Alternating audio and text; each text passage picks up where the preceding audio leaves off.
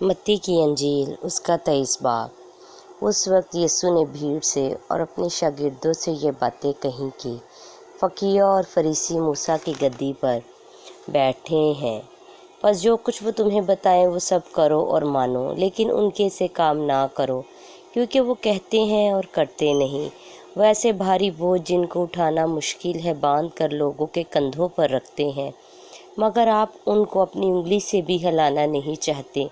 وہ اپنے سب کام لوگوں کو دکھانے کو کرتے ہیں، کیونکہ وہ اپنے تعویذ بڑے بناتے اور اپنی پوشاک کے کنارے چوڑے رکھتے ہیں، اور ضیافتوں میں صدر نشینی اور عبادت خانوں میں اعلیٰ درجے کی کرسیاں اور بازاروں میں اسلام اور آدمیوں سے ربی کہلانا پسند کرتے ہیں، مگر تم ربی نہ کہلاؤ، کیونکہ تمہارا استاد ایک ہی ہے اور تم سب بھائی ہو۔ اور زمین پر کسی کو اپنا باپ نہ کہو، کیونکہ تمہارا باپ ایک ہی ہے جو آسمانی ہے، اور نہ تم ہادی کہلاؤ، کیونکہ تمہارا ہادی ایک ہی ہے، یعنی مسیح۔ لیکن جو تم میں بڑا ہے وہ تمہارا خادم بنے، اور جو کوئی اپنے آپ کو بڑا بنائے گا وہ چھوٹا کیا جائے گا، اور جو اپنے آپ کو چھوٹا بنائے گا وہ بڑا کیا جائے گا۔ اے ریاکار فقیہو اور فریسیو، تم پر افسوس کہ آسمان کی بادشاہی لوگوں پر بند کرتے ہو، کیونکہ نہ تو آپ داخل ہوتے ہو اور نہ داخل ہونے والوں کو داخل ہونے دیتے ہو۔ اے ریاکار فقیہو اور فریسیو، تم پر افسوس کہ تم بیواؤں کے گھروں کو دبا بیٹھتے ہو اور دکھاوے کے لیے نماز کو تول دیتے ہو، مگر تمہیں زیادہ سزا ہوگی۔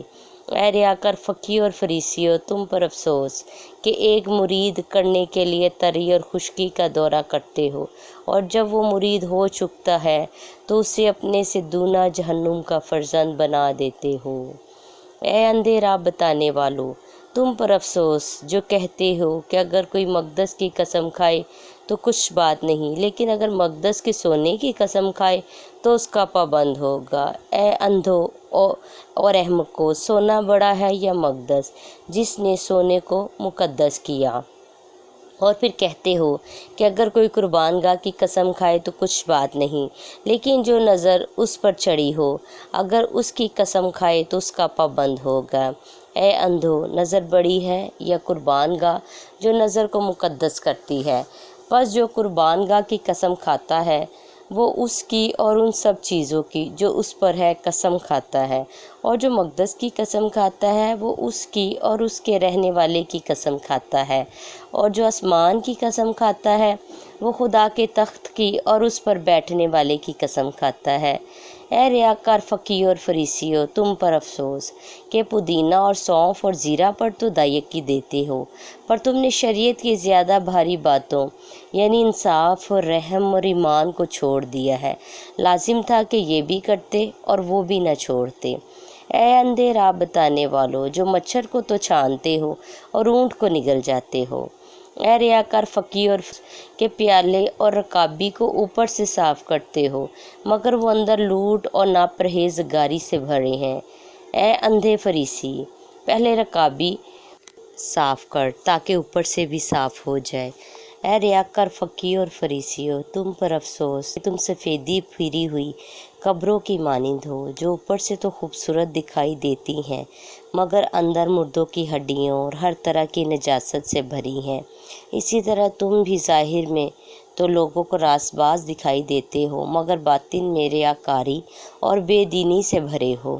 اے ریاکار فقیہو اور فریسیو، تم پر افسوس کہ نبیوں کی قبریں بناتے اور راست بازوں کے مقبرے آراستہ کرتے ہو، اور کہتے ہو کہ اگر ہم اپنے باپ دادا کے زمانہ میں ہوتے تو نبیوں کے خون میں ان کے شریک نہ ہوتے۔ اس طرح تم اپنی نسبت گواہی دیتے ہو کہ تم نبیوں کے قاتلوں کے فرزند ہو، غرض اپنے باپ دادا کا پیمانہ بھر دو۔ اے سانپ، اے افعی کے بچوں، تم جہنم کی سزا سے کیوں کر بچو گے؟ یہ دیکھو، میں نبیوں اور داناؤں اور فقیہوں کو تمہارے پاس بھیجتا ہوں، ان میں سے تم بعض کو قتل اور مصلوب کرو گے اور بعض کو اپنے عبادت خانوں میں کوڑے مارو گے اور شہر بشہر ستاتے پھرو گے، تاکہ سب راست بازوں کا خون جو زمین پر بہایا گیا تم پر آئے۔ راست باز حابیل کے خون سے لے کے برکیہ کے بیٹے زکریا کے خون تک، جسے تم نے مقدس اور قربان گاہ کے درمیان قتل کیا، میں تم سے سچ کہتا ہوں کہ یہ سب کچھ اس زمانہ کے لوگوں پر آئے گا۔